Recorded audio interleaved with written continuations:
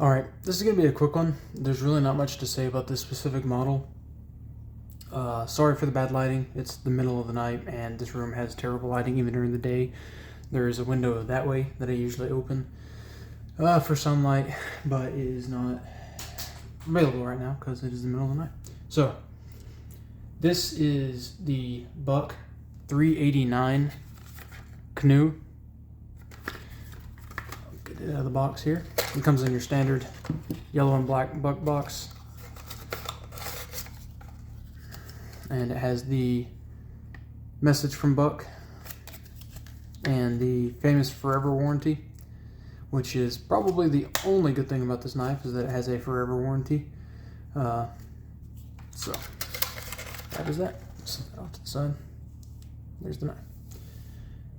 So the model number for this one is 389. It is a canoe pattern. It gets its name from the handle shape being canoe shaped. It has markings that say Buck 389. The lighting is terrible here, I'm sorry about that. And the other blade has a marking that says just, oh, or maybe not. Oh yeah, that's on the marking, 389. This is made in China Buck. That is what it is. In my opinion, it is not cheap enough to justify the price, even though it's made in China. Honestly, to me, a Chinese-made Buck is kind of like, why? I mean, Buck should be like Henry, made in the U.S. or not made at all. I don't feel like they should be cheapening their brand with the Chinese-made stuff just because Buck is kind of an iconic American brand. I have nothing against Chinese knives, but this knife is $26, which for the quality is insane to me, because I bought this knife in November of 2022 and it was $26. Now, I'm sure that you could probably find this knife at Walmart. I haven't checked. I don't even, that's just pure speculation, but you know, these yellow and black, like cheap Chinese Bucks, a lot of times I see at Walmart, or at least I used to. So 26, I can already tell you, is ridiculously too high for this knife. The blade steel is 420J2. So if you know anything about knives, you know that 420J2 is a joke of a blade steel. It is unbelievably soft. It's literally not even a blade steel. That's just, it almost makes this knife essentially a replica of a knife. Like, you can sharpen it, but it gets dull unbelievably fast. You can hold it back, you can strop it back, but literally almost, well, not literally, basically one or two cuts of like anything of substance and you have to strop it again. It rolls just ridiculously fast. So like I said, it makes it almost more of a replica of a knife than a real knife.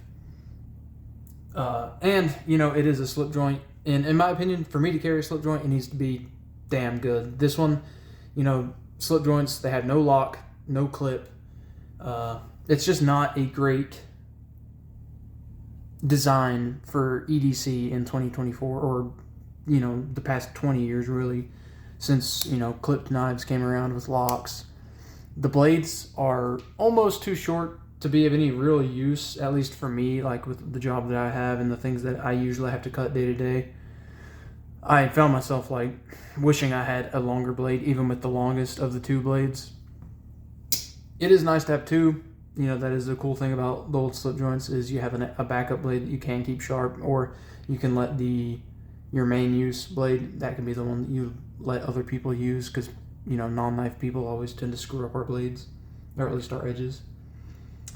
You can't open and close it one-handed. You can close it one-handed, obviously, but you can't really open it one-handed super well, like not quickly anyways. So it's not a great thing for work. And even if they were a little longer, the blade shape isn't super great for EDC. It's just a basic drop point. Even this one is. This is more of a pin blade, but yeah, not great. And like I said, it's a good looking knife, definitely. I love the canoe pattern. It's a pretty handsome knife. The wood, if it even is real wood, looks fairly decent. The nickel plated, or the nickel silver bolsters, nice and shiny. They definitely get scratched up pretty easy. It's like a cheap nickel plating, I guess, if it even is nickel or plated. I'm not sure how they get that finish, but it definitely scratches up easy. Fairly cheap.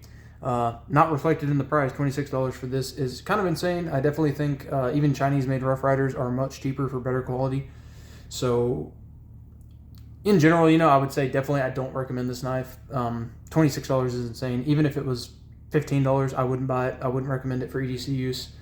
Not to be harsh on it, I like buck and I like the canoe pattern. If you like to collect slip joints and you just want an example of a canoe pattern, but you won't be using it, it's not terrible for that. But I honestly would not like to support this model by buying it. I don't want them to think that people love it, and it's flying off the shelves, because it kind of sucks. And that's really all I have to say about this one. It was a quick one in my mind. It didn't take me long. I carried it for 2-3 weeks, and I was just already convinced it's just not recommendable. Honestly, just because of how soft the blade still is, 420J2 should be used for like liners in knives, not the blade. So, thanks for watching. If you already have this knife, just use it. You'll probably notice how soft it is. It'll probably annoy you. You'll probably switch to something better, but it's not the worst knife ever, and if you got it as a gift, even better, because you didn't waste your money on it. So, thanks for watching.